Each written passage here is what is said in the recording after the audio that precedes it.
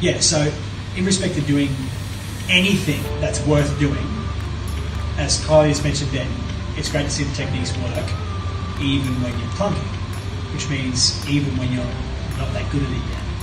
And the important point to take away is that anything that is worth doing badly. That's not to say that if you know how to do something well, you should do it badly. That is to say that if you don't yet know how to do something well, then it's worth doing it badly until you can do it really, really well.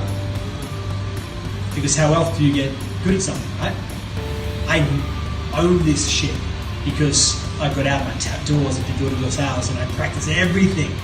I didn't care about sucking or being bad. All I cared about was improving.